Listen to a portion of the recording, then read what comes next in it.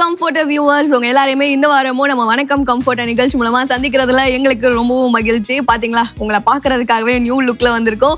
அது மட்டும் இல்லாம இந்த வாரம் நம்ம வணக்கம் கம்ஃபர்ட் நிகழ்ச்சியில நீங்க எக்ஸ்பெக்ட் பண்ணாத ஒரு விஷயம் இருக்க போகுது. ஸோ அது என்ன அப்படின்றத தெரிஞ்சுக்கிறணும் அப்படின்னா நீங்க வந்து லாஸ்ட் வரைக்குமே பார்த்தா மட்டும் தான் உங்களால தெரிஞ்சுக்க முடியும். நீங்களே வந்து எக்ஸ்பெக்ட் பண்ணிருக்க மாட்டீங்க. ஏன் சொல்ல போனா வந்து நானே எக்ஸ்பெக்ட் பண்ணலைங்க. பட் ஆனாலும் வந்து என் முகத்துல பார்த்தாலே தெரியும் அவ்வளவு சந்தோஷம் இருக்குது. கண்டிப்பா வந்து நீங்களும் சந்தோஷப்பட போறீங்க. அதுல எந்த ஒரு டவுட்டுமே இல்லை. சரி, ஓகே. இந்த வாரம் வந்து பாத்தீங்கன்னா உங்களுக்காக ஒரு குட்டி கதை கூட வந்து நான் ரெடி பண்ணி எடுத்துட்டு வந்திருக்கிறேன். வாரம் வந்து நம்ம வணக்கம் கம்ஃபர்ட் நிகழ்ச்சியில சட்டங்களை கேட்டு தெரிஞ்சுக்கிறோம். அது மட்டும் இல்லாம நம்ம ஹெல்த்துக்கு சூப்பரான டிப்ஸையும் வந்து கொடுக்குறாங்க. நான் வந்து உங்ககிட்ட சில இன்ட்ரெஸ்டிங்கான ஃபேக்ட்ஸா இருக்கட்டும், ஸ்டோரிஸா இருக்கட்டும், அது மாதிரி ஷேர் பண்ணிக்கிட்டு இருந்தேன். அதே போல இந்த வாரம் கூட உங்களுக்காக ஒரு ஸ்டோரி நான் ரெடி பண்ணி எடுத்துட்டு வந்திருக்கிறேன். இந்த ஒரு ஸ்டோரி வந்து நான் இங்கிலீஷ்ல இமேஜா வந்து ரீட் பண்ணது. இது கொஞ்சம் ஃபன்னா இருக்கும். அதனால வந்து நீங்க மிஸ் பண்ணாம வந்து கேட்டு தெரிஞ்சுக்கிறதுக்கு லாஸ்ட் வரைக்கும் வந்து ஜாயின் பண்ணிக்கோங்க. சரி, ஓகே. இப்போ வந்து நம்ம ஃபர்ஸ்ட் செக்மெண்ட் வந்து பார்க்க போறோம். இந்த ஒரு செக்மெண்ட்டை பத்தி சொல்லணும் அப்படின்னா எனக்கு ஒரு அழகான வசனம் தான் ஞாபகம் வருது. சங்கீதம் 34:1 இப்படியாக இருக்குது. தாவீது சொல்றாரு, கர்த்தரை நான் எக்காலத்திலும் ஸ்தோத்தரிப்பேன், அவர் துதி எப்பொழுதும் என் வாயில் இருக்கும் அப்படின்னு சொல்லிட்டு. அதாவது என்ன நடந்தாலும் பரவாயில்ல, நான் ஆண்டவரை ஆராதிச்சுக்கிட்டே இருப்பேன், துதிச்சுக்கிட்டே இருப்பேன் அப்படின்னு சொல்லிட்டு தாவீது வாழ்ந்து காட்டியிருக்காருன்னா பாத்துக்கோங்களேன். ஸோ இப்போ கூட வந்து இவ்வளோ நாள் ஆண்டவர் நம்மளை அழகா நடத்தி வந்திருக்கிறாரு. ஸோ ஒரு நமக்கு பிரச்சனைகள் வரும்போதும் அந்த பிரச்சனைகளுக்கான தீர்வுகளையும் வந்து நமக்கு கொடுத்திருக்கிறாரு. ஸோ அப்படிப்பட்ட ஒரு பெரிய தேவனை வந்து நம்ம எல்லாருமே சேர்ந்து கொஞ்ச நேரம் வந்து துதிக்க போறோம். சையாஸ் நேர்களே, ஃபர்ஸ்ட் செக்மெண்ட் கூட வந்து துதி நேரம், வர்ஷிப் டைம். நம்ம எல்லாருமே சேர்ந்து கொஞ்ச நேரம் நம்ம பெரிய தேவனை ஆராதிக்கலாம். வாங்க.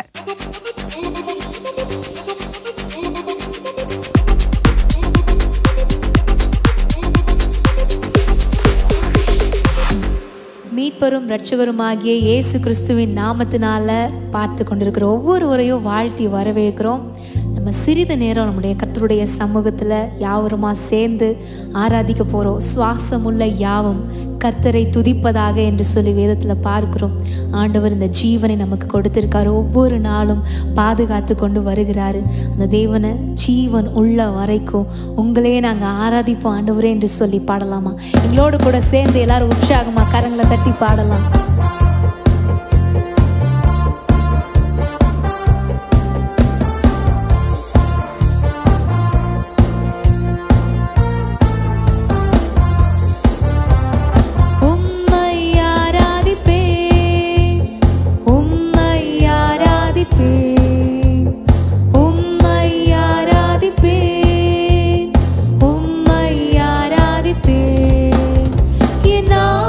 முடியும் வரை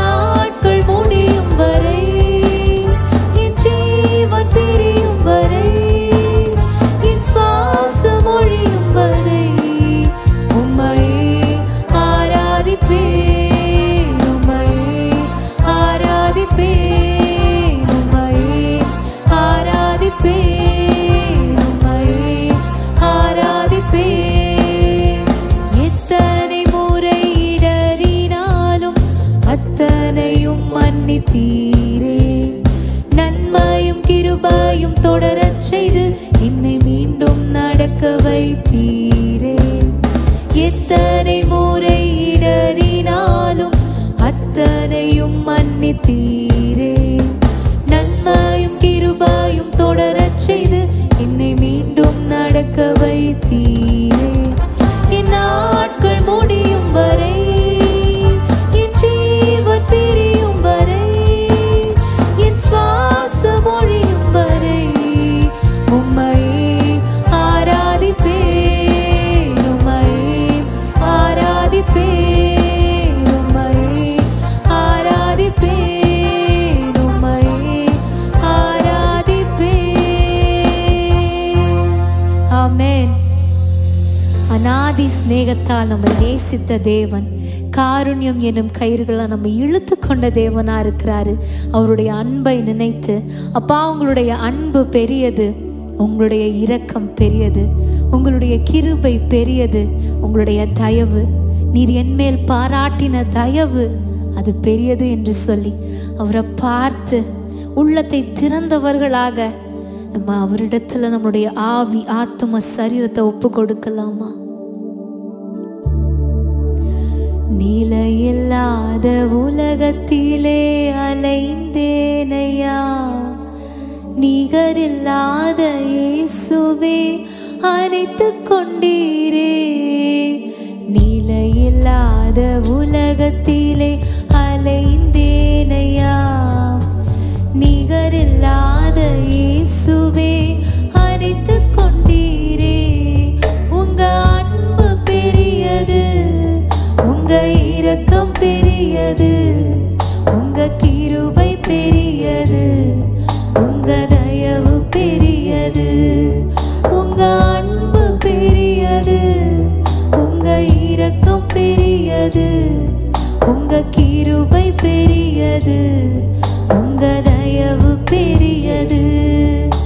அநாதி சிநேகத்தால் என்னை நேசித்தீரையா, காருண்யத்தினால் என்னை இழுத்து கொண்டீரே. அநாதி சிநேகத்தால் என்னை நேசித்தீரையா, காருண்யத்தினால் என்னை இழுத்து கொண்டீரே. காருண்யம் என்னும் கயிறுகளால் எங்களை இழுத்து கொண்ட தேவனே, நீர் பரலோகத்தின் தேவன், நீர் எங்களை ஆசீர்வதிக்கிறதான தேவன். அப்பா, நீர் எங்கள் மத்தியில் வந்து அசைவாடி கொண்டிருக்கிறீங்களே, வெற்றியை தருகிற தேவன், உம்மை நாங்கள் ஆராதிக்கிறோம் ராஜா. எங்களுடைய இருதயத்தை உம்முடைய சார்பில் வைத்து உம்மை நோக்கி பார்த்து, பரலோகத்தின் தேவனே, பராக்கிரமம் செய்கிறவரே, உம்முடைய ஜனத்திற்காக வைராக்கியம் கொள்ளுகிற தேவனே, உம்மை நாங்கள் ஆராதிக்க வந்திருக்கிறோம் ராஜா. எகோவா நிசி, எல் ஷடாய், எகோவா ராஃபா, எகோவா ரூவா, உம்முடைய நாமங்களுக்காக நாங்கள் நன்றி செலுத்துகிறோம். உம்முடைய நாமத்தை உயர்த்துகிறோம் தகப்பனே. அவருடைய நாமத்தை உயர்த்தி யாவொரு ஒரு மனமாய் சேர்ந்து எல் ஷடாய், எல் ஷடாய், சர்வ வல்ல தேவனே. உணர்ந்து பாடலாமா? எல் ஷடாய், எல் ஷடாய்,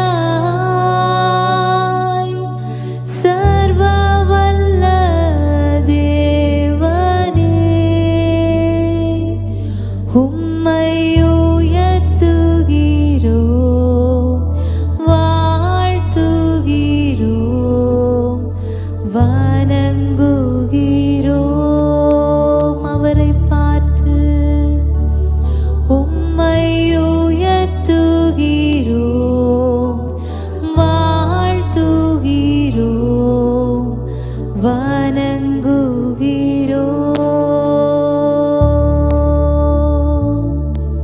ஆம் தகப்பனே, உம்மை நாங்கள் உயர்த்துகிறோம்.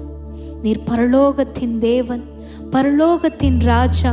எங்கள் மத்தியில் நீங்கள் வந்து கொண்டிருக்கிற உம்முடைய மேலான கிருபைக்காய் நாங்கள் நன்றி செலுத்துகிறோம். எங்களுடைய உள்ளத்தின் ஆழத்தில் இருந்து உமக்கு நாங்கள் நன்றி பலிகளை ஏறெடுக்கிறோம். நீர் பொறுப்பெடுத்துக் கொள்ளுங்க, நீங்க ஆளுகை செய்யுங்க, ஆசீர்வதிங்க. மீட்பர் இயேசு கிறிஸ்துவின் மூலம் ஜெபிக்கிறோம் பிதாவே, ஆமென். ஸோ எஸ் நேர்களே, ரொம்பவே பிளெஸ்ட் டைமாக இருந்துச்சு இல்லையா? பாருங்க, நம்ம வந்து தேவனை ஆராதிக்கும் போது அவ்வளோ சந்தோஷம் நம்ம முகத்தில் வந்து காணப்படுது. சும்மா ஒரு பாடலை வந்து நம்ம பாடுறோம்னு வச்சுக்கோங்களேன், அவ்வளோதான், நம்ம சோகத்தெல்லாம் வந்து மறந்து நம்ம வந்து நம்மளாவே இருக்க மாட்டோம் அப்படின்னு சொல்லலாம். அது போல் நம்ம ஆண்டவரை தாவீதை போல வந்து அவரை ஒரு காலத்திலையும் நம்ம துதிக்கணும். ஸோ எஸ், ரொம்ப அழகான ஒரு செக்மெண்ட் நம்ம பார்த்துட்டு வந்தாச்சு. ஓகே, இப்போ அடுத்த செக்மெண்ட் என்ன அப்படின்றத வந்து நான் உங்களுக்கு சொல்றதுக்கு முன்னாடி நான் ஒரு கதை ஒன்று சொல்றேன் அப்படின்றத சொல்லியிருந்தேன் இல்லையா? அது யாரை பத்தி அப்படின்றத வந்து நம்ம ஒரு சின்ன இன்ட்ரோடக்ஷன் மாதிரி வந்து தெரிஞ்சுக்கலாம். இன்னைக்கு வந்து ஒரு 2 ஃபிஷ்ஷை பத்தி நம்ம வந்து பார்க்க போறோம். இதுல வந்து ஃபர்ஸ்ட் ஃபிஷ் வந்து யாருன்னு சொல்லிட்டு கேட்டிங்கன்னா ஒரு ஆஃபீஸர், சரிங்களா? செகண்ட் ஃபிஷ் வந்து இந்த ஆஃபீஸ்ல ஒர்க் பண்ற ஒரு ஒர்க்கர் ஃபிஷ், சரிங்களா? ஆஃபீஸர் ஃபிஷ், ஒர்க்கர் ஃபிஷ், இதை வந்து ஞாபகம் வச்சுக்கோங்க, நான் அடிக்கடி வந்து கேட்பேன். ஓகே, இப்போ நம்ம நெக்ஸ்ட் செக்மெண்ட்டை பார்த்துட்டு வந்துடலாம். அடுத்ததாக கூட சட்டம் அறிவோம். இந்த சட்டத்தை வந்து நம்ம கூட ஷேர் பண்றதுக்கு அட்வொகேட் அமல்யாக்கா இருக்கிறாங்க. ஸோ நமக்காக என்ன சொல்ல போறாங்க அப்படின்றத வாங்க பார்த்துட்டு வந்துடலாம்.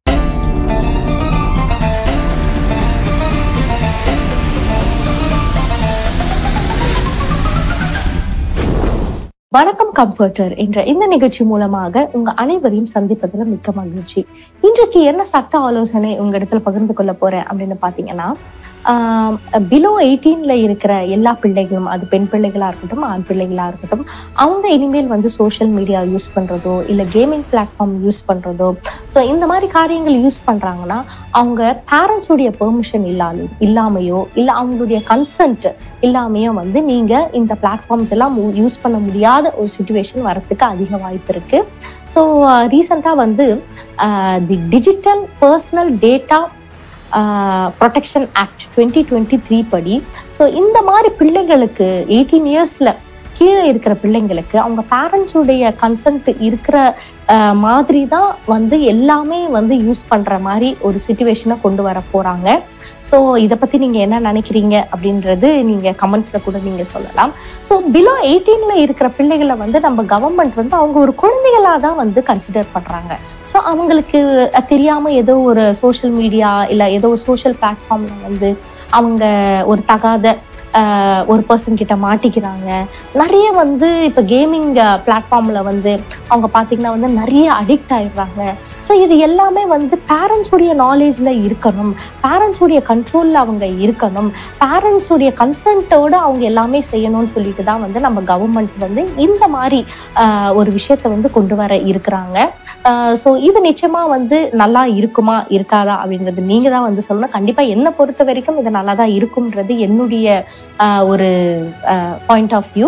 ஏன்னா 18 வயசு கீழே இருக்கிற பிள்ளைகளுக்கு அப்பா அம்மா மட்டும்தான் பொறுப்பாக இருக்கணும், அதுதான் சட்டத்திலையும் சொல்லுது. ஸோ அவங்க எந்த காரியத்தை பண்ணாலுமே, அது வெளியில போனாலும் வந்தாலும் சரி, இல்லை சோஷியல் மீடியா யூஸ் பண்ணாலும் சரி, ஃபோன் யூஸ் பண்ணாலும் சரி, இல்லை கேமிங் பிளாட்ஃபார்ம் எது யூஸ் பண்ணாலுமே வித் தி கன்சென்ட்டோடையும் with the permission of the பேரண்ட்ஸோடையும் தான் யூஸ் பண்ணணும்னு சொல்றேன். இந்த சட்டம் வந்து அமல்படுத்த இருக்கிறாங்க அப்படின்றத நான் இந்த இன்ஃபர்மேஷன் மூலியமாக உங்க அனைவருக்கும் சொல்லிக்கிறேன். ஓகே நேயர்களே, இன்றைக்கு இந்த சட்ட ஆலோசனை நிச்சயமா உங்க அனைவருக்கும் ரொம்ப உபயோகமாக இருந்திருக்கும் அப்படின்றத நான் நம்புறேன். இன்னும் அடுத்த நிகழ்ச்சியில வேறொரு சட்ட ஆலோசனையில உங்க அனைவரையும் வந்து சந்திக்கிறேன். நன்றி, வணக்கம். என்ன நேயர்களே, அட்வொகேட் சொன்ன சட்டத்தை கேட்டோம் இல்லையா? ஸோ பாருங்க, எனக்கே புதுசா இருந்துச்சு. அதே போல பார்த்துக்கிட்டு இருக்கிற உங்களுக்கும் இந்த ஒரு சட்டத்தை கேட்கும் போது புதுசா நீங்களும் ஃபீல் பண்ணியிருப்பீங்கன்னு நினைக்கிறேன்.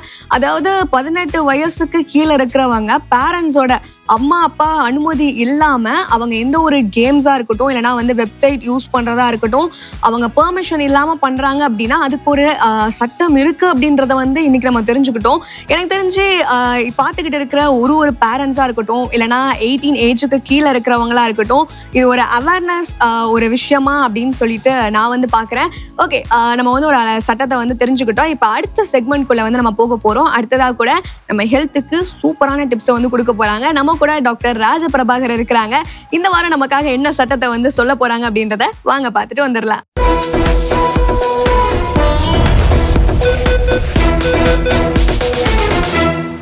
கம்ஃபர்டர் நேயர்களுக்கு வணக்கம். சமீப காலமா வலியை குறித்தே தான் பேசி கொண்டிருக்கிறோம். எல்லாருமே அதிகமாக வலின்னு சொல்லி தான் டாக்டர்கிட்டே வராங்க. என் கிளினிக் வர பேஷண்ட்ஸ் கூட அதிகமாக வரவங்க, டாக்டர் ரொம்ப நாளாக இந்த தோல் பட்டே வலிக்குது, ஷோல்டரில் ரொம்ப வலி, எந்த வேலையும் செய்ய முடியல, பைக் ஓட்ட முடியல, கார் ஓட்ட முடியல, வீட்டில் ஒரு சின்ன பொருளை ஒரு பக்கெட்டை கூட தூக்க முடியல என்னால் அப்படின்னு ஆண்கள் பெண்கள் வயது வித்தியாசம் இல்லாத வராங்க. இது என்ன அப்படின்னு பார்த்தோம்னா, it is called frozen shoulder, அதாவது தோல் பட்டையில் ஏற்படக்கூடிய வலி. இந்த வலியை எப்படி டாக்டர் சரி பண்ணலாம் அப்படின்னு தான் கேட்டு வராங்க. ஏன்னா அந்த வலி வந்து தாங்க முடியாத வலியா இருக்கு. டாக்டர் என்னால் தாங்க முடியல, நைட் தூங்க முடியல, எந்த வேலையும் செய்ய முடியல, உட்காந்து சாப்பிட என்னால் கையை எடுத்து சாப்பிட கொண்டு போக முடியல, இந்த கை எடுத்தா அந்த கை வலிக்குது, இந்த கை எடுத்தா இந்த கை வலிக்குது அப்படின்னு சொல்றாங்க. குறிப்பா நீரிழிவு நோயாளிகளுக்கு அதிகமா வருது. டயபெட்டிஸ், சுகர் பேஷண்ட்ஸ் அதிகமா இந்த தோல் வலியோடு வராங்க. இந்த தோல் வலியை மிக எளிதில் சித்த மருத்துவத்தில் சரி பண்ணலாம். எப்படி சரி பண்ணலாம் டாக்டர் அப்படின்னு சொன்னீங்கன்னா, சாதாரண எக்ஸசைஸ், சாதாரண சிம்பிள், வெரி சிம்பிள் எக்ஸசைஸ். இப்போ நீங்கள் அந்த காலத்தில் வால் கிளாக்கை பார்த்துருக்கீங்கல்ல, பெண்டுலம் ஒன்று இருக்கும், ஆடிட்டே இருக்கும். அதே மாதிரி உங்களுடைய எந்த ஷோல்டரில் வலி இருக்கோ அந்த கரங்களை ஹார்ட் எக்ஸசைஸ் பண்ணக்கூடாது, very soft and gentle exercise. Pendulum மாதிரி லேசாக அசைச்சிட்டே இருங்க. அசைக்க அசைக்க அசைக்க கையில் வலி வந்து மிக எளிதில், இந்த ஃப்ரோசன் ஷோல்டரோட வலி எளிதில் குறையும். அப்போ வெறும் கையை அசைச்சாவே சரியாயிடுமா? அதுக்கு தான் மருத்துவத்தில் ஆயில் இருக்கு. இந்த ஆயிலை நீங்க அப்ளை பண்ண அந்த வலி மிக எளிதில் சரியாகும். என்ன மாதிரி ஆயில் அப்படின்னு கேட்குறீங்கன்னா, வாதகேசரி தைலம் அப்படின்னு ஒரு தைலம் இருக்கு. இந்த தைலத்தை லேசா சூடு பண்ணி, அந்த தைலத்தை எந்த இடத்துல வலி அதிகமாக அழுத்தமாக இருக்கிறதோ அந்த இடத்துல ஆயில் அப்ளை பண்ண இந்த பெண்டுலம் எக்ஸசைஸ் இருக்கு இல்லையா, ஜென்டில் எக்ஸசைஸ், இந்த எக்ஸசைஸை நீங்கள் செய்ய மிக எளிதில் இந்த வலி குறைஞ்சிடும். அது மாத்திரமல்ல, டவல் ஸ்ட்ரெச் எக்ஸசைஸ் என்று சொல்லுகிறோம். இந்த டவலை பயன்படுத்தி துண்டால உங்களுக்கு எந்த ஷோல்டரில் வலி இருக்கோ அந்த இடத்துல டவல் எக்ஸசைஸ் நீங்கள் பண்ணி பார்த்தீங்கன்னா, அது கோல்டாகவும் இருக்கலாம், ஹாட்டாகவும் இருக்கலாம். வெந்நீரில் நனைத்து அந்த டவலை அழுத்தி ஒத்தடம் கொடுக்கறதன் மூலமாக இந்த வலியை குறைக்கலாம். சரி டாக்டர், ஆயில் அப்ளை பண்ணிட்டு அப்படியே விட்டுருணுமா? இல்லை, ஒரு 45 நிமிடம் இந்த ஆயில் அப்ளை பண்ண பிறகு 45 நிமிடம் கழித்து கோதுமை தவிடுன்னு கடையில் கேட்டிங்கன்னா கிடைக்கும். இந்த கோதுமை தவிடு எடுத்துகிட்டு வந்து வீட்டில் உங்களுடைய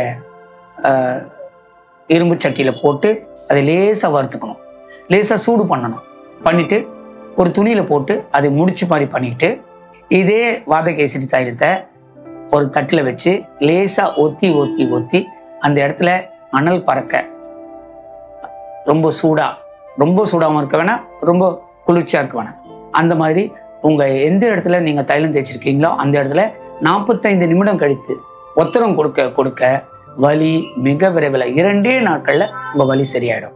எப்படி டாக்டர் 2 நாளில் சரியாயிடும்னு சொல்றீங்களா? அதுக்கு தான் மருத்துவம் இருக்குது. அமுக்கரா சூரணம்னு ஒரு சூரணம், அதே மாத்திரையா கிடைக்குது. அமுக்கரா மாத்திரை என்ற மாத்திரை கிடைக்கிறது. யோகராஜ குக்குலு என்கிற மாத்திரை இருக்கிறது. பேனியன் அப்படின்ற மாத்திரை இருக்கிறது. இந்த 3 மாத்திரைகளையும் காலை 1, இரவு 1, காலை 1, இரவு 1 இப்படி சாப்பிட்டு வந்தீங்கன்னா உங்களுடைய வலி மிக எளிதில், மிக சீக்கிரத்தில் குணமாயிடும். சரி டாக்டர், சாப்பாடு இதுக்கு என்ன உணவுப் பொருட்கள் அப்படின்னு கேட்குறீங்களா? இதுக்கு மிக எளிதான உணவுப் பொருட்களை நீங்கள் சாப்பாட்டில் சேர்த்துக்கலாம். என்னது? மீன், கீரைகள், பிளாக்பெரி, ஆலிவ் ஆயில், நட்ஸ். என்ன டாக்டர் வேகமாக சொல்லிட்டீங்களேன்றீங்களா? ரொம்ப எளிதாக சொல்கிறேன். மீன்களில் அதில் கொழுப்பு சத்து அதிகமாக உள்ள மீன், அதை அதிகமாக எடுத்துக்கலாம். கீரைகள், எல்லா வகையான கீரைகளும் நீங்கள் எடுத்துக்கலாம். பெரிஸ், எல்லா பெரிஸும் எடுத்துக்கலாம். ஆலிவ் ஆயிலை குறிப்பாக சேர்த்துக்கணும். மஞ்சள் கண்டிப்பாக உங்களுடைய உணவுப் பொருட்கள் இருக்கணும். இஞ்சியை சேர்த்துக்குங்க. எந்த பதார்த்தத்திலையும் இஞ்சி உங்களுடைய சாப்பாட்டில் இருக்கட்டும்.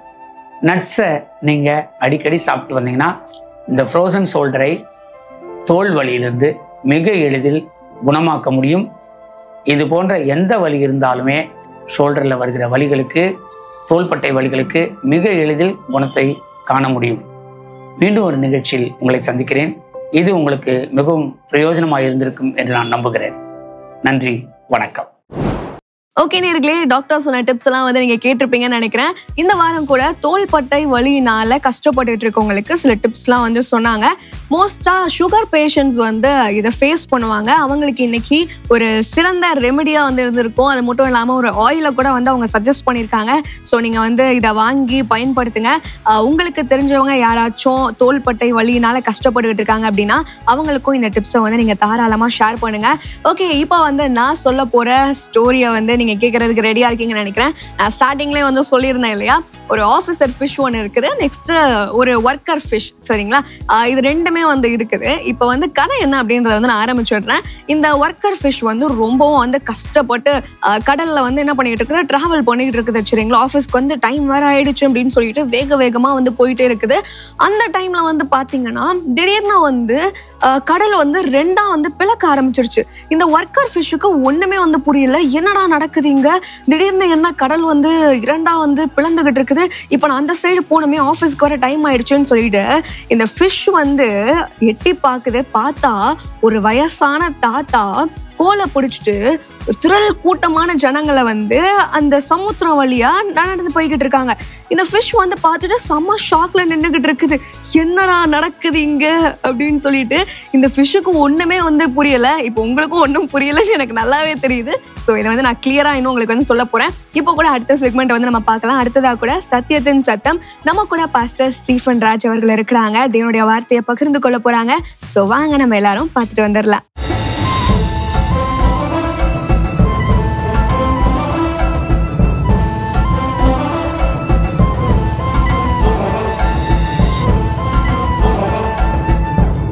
Praise the Lord. கர்த்தருடைய பரிசுத்த நாமம் மகிமைப்படுவதாக. 74ஆம் சங்கீதத்தின் மூலமாய் ஜெபத்தை குறித்து நாம் எப்படி கிளைம் பண்ணி ஜெபிக்கணும்னு பார்த்துட்டு இருக்கிறோம். முதல் 2 வசனங்களில் நம்ம பார்த்தோம். இப்போ 3ஆவதாக 9ஆம் வசனத்தை நாம் வாசிக்கலாம். சங்கீதம் 74:9, Psalm 74:9. எங்களுக்கு இருந்த அடையாளங்களை காணும் தீர்க்கதரிசியும் இல்லை, இது எதுவரைக்கும் என்று அறிகிறவனும் எங்களிடத்தில் இல்லை. இந்த வார்த்தையெல்லாம் பாருங்களேன், காணும், இல்லை, இல்லை. அந்த ஜெபம், ஆண்டவரே நாங்கள் உங்கள் சபையாக இருந்தோம், ஆனால் எங்களை சத்ரு கெடுத்து போட்டான். சத்ரு அவன் கொடி அங்கே வந்து நாட்டுகிறான். 8ஆம் வசனம் பார்த்தீங்கன்னா கடைசி 2 லைன், தேசத்தில் உள்ள ஆலயங்கள் எல்லாம் சுட்டெரித்து போட்டார்கள்.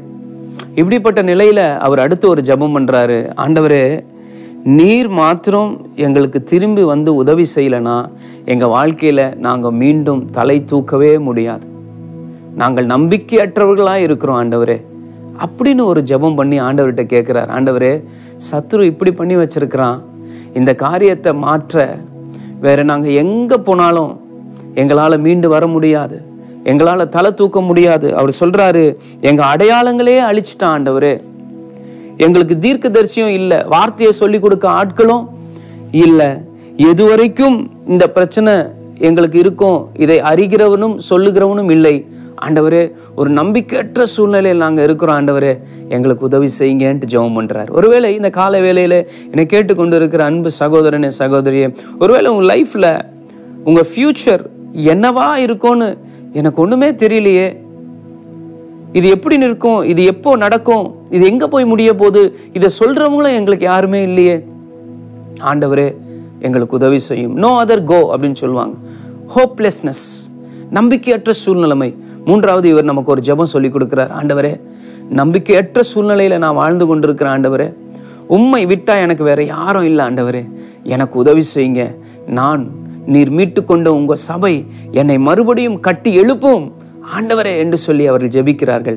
3ஆவது நாம ஆண்டவர்கிட்ட ஜெபம் பண்ணும்போது சொல்லணுமா, ஆண்டவரே உங்களை தவிர எங்களுக்கு வேற யாரும் இல்லைப்பா, வேற யாரிடத்துலையும் நாங்கள் போக மாட்டோம்ப்பா, உதவியற்ற ஒரு நிலையில நாங்கள் இருக்கிறோம், எங்களை மறுபடியும் கட்டி எழுப்புங்க அப்படின்னு அழகா ஒரு ஜெபத்தை சொல்லித்தரார். இதை நீங்க செய்யுங்களேன், ஆண்டவர் ரொம்ப அழகா உங்களை ஆசீர்வதிப்பார். 10-11 வசனங்கள்ல அடுத்த ஜெபம் சொல்லித்தரார். 10-11, தேவனே எதுவரைக்கும் சத்ரு நிந்திப்பான், பகைவன் உமது நாமத்தை எப்பொழுதும் தூஷிப்பானோ, உமது வலது கரத்தை ஏன் முடக்கி கொண்டிருக்கிறீர், அதை உம்முடைய மடியிலிருந்து எடுத்து ஓங்கி நிர்மூலமாக்கும். அடுத்து என்ன ஜெபம்னா, ஆண்டவரே சத்ரு எங்களை நிந்திக்கலப்பா, சத்ரு உங்களை நிந்திக்கிறான், இது எங்களுக்கு வந்த பிரச்சனை இல்லை ஆண்டவரே, இது உங்களுக்கு வந்த பிரச்சனை. நாங்கள் உங்கள் சொத்து, நாங்கள் உங்கள் பிள்ளைங்க, உங்கள் நாமத்தை நாங்கள் தரித்து இருக்கிறோம். உங்கள் நாமத்தை தான் நாங்கள் எல்லாருக்கிட்டையும் சொல்லிக்கிட்டு இருக்கோம். ஏசப்பா பார்த்துப்பார், ஏசப்பா எனக்கு இதை செய்வார், நான் அவரை நம்பி இருக்கிறேன்னு. ஆனால் இன்னைக்கு சத்துரு இப்படிப்பட்ட பிரச்சனைகளை கொண்டு வந்து எங்களை நிந்தித்து கொண்டு இருக்கணும்னு நினைக்கிறான். அவன் உங்களை நிந்திக்கிறான். எது வரைக்கும் உண்மை நிந்திக்க நீர் விடுவீர்? 11ஆம் வசனம் சொல்றீர், உங்களுடைய கையை ஏன் முடக்கி கொண்டிருக்கிறீர்? நம்ம சொல்லுவோம், கையை ஏன் பாக்கெட்ல இருந்து கையை எடுங்க அப்படின்னு தான் சொல்றாரு. ஆண்டவரே, உங்க கையை எடுத்து நீங்க ஓங்கி அடிச்சிங்கன்னா அவன் நிர்மூலமாயிருவான். அடுத்த ஜெபம் என்ன தெரியுமா? ஆண்டவரே, நான் உங்க பிள்ளைப்பா, சத்ரு என் வாழ்க்கையில இப்படிப்பட்ட பிரச்சனைகளை கொண்டு வரும்போது அது உங்களை நிந்திக்கிற மாதிரி ஆயிரும். ஆண்டவரே, உங்க கையை கொஞ்சம் ஓங்கி காட்டுங்க ஆண்டவரே, எனக்காக நீங்க ஃபைட் பண்ணுங்க ஆண்டவரே. ஸோ இந்த 2 ஜெபத்தையும் நம்ம பண்ண போறோம். முதல் ஜெபம் என்ன தெரியுமா? இன்னைக்கு 9ஆம் வசனம், ஆண்டவரே, உங்களை விட்டா எங்களுக்கு வேற யாரும் இல்லை ஆண்டவரே, எங்களை மறுபடியும் கட்டி எழுப்பும். 2வது, ஆண்டவரே, உங்க கையை ஓங்குங்கப்பா, அவன் எங்களை நிந்திக்கலப்பா, அவன் உங்களை நிந்திக்கிறான், ஏன்னா நாங்கள் உங்க பிள்ளைங்கப்பா. எவ்வளோ அழகா ஜெபம் பண்றாரு பார்த்தீங்களா? இதெல்லாம் நம்ம கற்றுக்க வேண்டிய ஜெபம். இதெல்லாம் வச்சு நீங்க குறிச்சு வச்சு ஜெபம் பண்ணி பாருங்களேன், கர்த்தர் உங்க வாழ்க்கையில பெரிய காரியங்களை செய்வார். கண்களை மூடி ஜெபிக்கலாமா? ஆண்டவரே, நம்பிக்கையற்ற சூழ்நிலை வரும்போது நாங்கள் உம்மை நோக்கி பார்க்கிறோம். உம்மை நம்புகிற ஒருவரும் வெட்கப்பட்டு கெட்டு போவதில்லை ஆண்டவரே. என்னோடு கூட சேர்ந்து இந்த காலை வேளையில நம்பிக்கையற்ற சூழ்நிலையில யாராவது இருப்பாங்கன்னு சொன்னாங்கன்னா அவங்களுக்காக நீங்க உதவி செய்யுங்கப்பா. நாங்கள் உங்க பிள்ளைங்க, எங்களுக்கு வர பிரச்சனை, எங்களுக்கு வர நிந்தை, உங்க நாமத்தை எது வரைக்கும் சத்துரு தூஷிப்பா ஆண்டவரே. கர்த்தாவே, எழுந்தருளும். கர்த்தாவே, உம்மை கையை முடக்கி கொள்ளாதையும் உங்க கையை நீங்க ஓங்கி காட்டுங்கப்பா. அப்ப சத்துரு நிர்மூலமாகுவான். உதவி செய்யுங்கப்பா, உதவி செய்யுங்க. இயேசுவின் மூலம் ஜெபிக்கிறோம் பிதாவே, ஆமென். பாருங்க, ஜெபங்களை குறித்து எவ்வளவு அழகான சங்கீதம் இது. குறிச்சு வச்சு ஜெபம் பண்ணுங்க, கர்த்தர் உங்களை ஆசீர்வதிப்பார். என்ன நேயர்களே, ரொம்பவே அழகான வார்த்தையா பாஸ்டர் நம்ம கூட வந்து ஷேர் பண்ணாங்க இல்லையா? இன்னைக்கு வந்து நம்ம எல்லாருமே ஜெபம் பண்றோம். பட் ஆனா நம்ம ஜெபத்துக்கான பலன் நமக்கு வந்து கிடைக்குதா அப்படின்றது ஒரு கேள்விக்குறியாவே வந்து இருக்குது இல்லை? அப்ப நம்ம என்ன பண்ணணும் அப்படின்னு சொல்லிட்டு கேட்டிங்கன்னா, வசனத்தை சொல்லி நம்ம வந்து கிளைம் பண்ண ஸ்டார்ட் பண்ணணும். ஸோ நீங்க வந்து இனிமே இந்த ஒரு ஸ்டெப்பை வந்து ஃபாலோ பண்ண ஸ்டார்ட் பண்ணுங்க. நிச்சயமா நம்ம எல்லாருடைய லைஃபுக்குமே வந்து இது யூஸ்ஃபுல்லா வந்து இருக்க போகுது. நீங்க உங்களுடைய பிரேயர்ஸ்ல வந்து சங்கீதம் 74ஆம் அதிகாரம் இந்த சாப்டரை வந்து நீங்க சொல்லி இதுல இருக்கிற ஒரு வசனத்தையும் நீங்க சொல்லி உங்களுடைய ஆசீர்வாதங்களை நீங்க வந்து கிளைம் பண்ணிக்கலாம். ஓகே, ஸோ இப்போ கூட வந்து அந்த ஸ்டோரியை நான் அவங்க எல்லாருக்காகவும் சொல்ல போறேன். இந்த ஃபிஷ் வந்து ஷாக்கிங்லாம் நின்றுக்கிட்டு இருக்குது சரிங்களா? என்னடா நடக்குதுங்க, எல்லா ஜனங்களும் வந்து இப்படி போய்கிட்டு இருக்காங்க, நம்ம கடல் எப்படி வந்து 2ஆ பிளந்து இருக்குது, இதுக்கு வாய்ப்பே இல்லையே அப்படின்னு சொல்லிட்டு இது ஒரு பக்கம் கன்ஃபியூஸ்ல நின்றுக்கிட்டே இருக்குது. ஸோ இப்போ வந்து உங்களுக்கு ஒரு விஷயத்த நான் வந்து விளக்க விரும்புகிறேன். இந்த ஃபிஷ் வாழ்ந்த காலம் எப்போ அப்படின்னு சொல்லிட்டு கேட்டிங்கன்னா, மோசே இருந்தார் பார்த்தீங்களா? மோசே வந்து அந்த சிவந்த சமுத்திரத்தில் ஜனங்களை வந்து வழி நடத்திட்டு போனார்ல, அந்த காலத்துல இருந்த ஒரு மீன் தான் இந்த மீன் சரிங்களா? ஸோ இது வந்து ரொம்ப ஷாக்கிங்ல வந்து பார்த்துக்கிட்டே இருக்குது. அதுக்கப்புறம் கடல் வந்து மூடிடுச்சு. ஸோ கடகடன்னு டைம் ஆயிடுச்சுன்னு சொல்லிட்டு இந்த ஃபிஷ் வந்து ஒண்ணுமே புரியாம ஒரு குழப்பத்திலே போயிடுச்சு. ஆஃபீஸ்க்கு போயிட்டு அந்த ஆஃபீஸர் ஃபிஷ் வந்து கோவத்துல இருக்காங்க. நீ இவ்வளோ நேரம் எங்கே போயிருந்த, இவ்வளோ லேட் ஆகுது, ஆஃபீஸ் டைமை பார்த்தியா, நீ வந்து வீட்டுக்கே போயிடு அப்படின்னு சொல்லிட்டு ரொம்ப வந்து ஹார்ஷாக வந்து பேச ஆரம்பிச்சிட்டாங்க. இந்த ஒர்க் ஃபிஷ்ஷுக்கு வந்து ஐயோ என்ன பண்ணுறதுனே தெரியலையே, இப்படி வந்து பேசுகிறாங்களே அப்படின்னு சொல்லிட்டு இதுவும் வந்து ரொம்பவும் சோர்ந்து போயிடுச்சு. அதுக்கப்புறம் வந்து சாரி கேட்குது. சாரி சார், நான் வந்து இனிமேல் லேட்டாக வரமாட்டேன், ஏன்னா வர வழியில் வந்து நான் இப்படிப்பட்ட ஒரு விஷயத்த வந்து பார்த்தேன் அப்படின்னு சொல்லிட்டு அந்த ஒர்க்கர் ஃபிஷ் வந்து சொல்லுது. ஆனால் ஆஃபீஸர் ஃபிஷ் வந்து, ஆமா நீ சும்மா வந்து சொல்லிக்கிட்டு இருப்ப, இதெல்லாம் யார் நம்புறது, ஒழுங்கா போய் வேலையை பாரு, இதுதான் உனக்கு லாஸ்ட் வார்னிங் அப்படின்னு சொல்றாங்க. உடனே இந்த ஆஃபீஸர் இந்த சொன்னதுமே இந்த ஒர்க்கர் ஃபிஷ்ஷுக்கு என்னடா இது, நம்ம சொல்றதை நம்பவே மாட்டாங்க அப்படின்னு சொல்லிட்டு சோர்ந்து போய் என்ன பண்ணிடுச்சு, உட்காந்துருச்சு. ஸோ இன்னைக்கு நம்மள நிறைய பேர் அப்படிதான், ஏதோ ஒரு காரியம் நம்ம வந்து ஒருத்தர்கிட்ட சொல்றோம் இல்லைன்னா நம்ம வந்து பண்றோம் அப்படின்றப்ப அவங்க அதை வந்து நம்பல, அவங்க வந்து நம்மளை வந்து புரிஞ்சுக்க மாட்டாங்க அப்படின்றதுனால இன்னைக்கு எல்லாருமே நம்ம சோர்ந்து போய் உட்காந்துடுறோம். ஆனா ஒன்னு ஞாபகம் வச்சுக்கோங்க, இன்னைக்கு நீங்க என்ன பண்ணாலும் சரி, கர்த்தர் மேல உங்க நம்பிக்கையை வச்சுட்டு நீங்க சோர்ந்து போகாம நீங்க பண்ணும்போது நிச்சயமா ஜெயம் கொடுக்கிற தேவன் உங்களுடைய காரியங்கள்ல உங்களுக்கு ஜெயத்தை நிச்சயமா கொடுப்பாரு. அதனால கவலையப்படாதீங்க. ஓகே, ஸோ இந்த வாரம் எப்படி நீங்க இன்ட்ரெஸ்டிங்கான காரியங்களை தெரிஞ்சுக்கிட்டீங்களோ அதே போல அடுத்த வாரம் உங்களை சந்திக்கிறதுக்கு வரும். Until then, entire team signing off from you.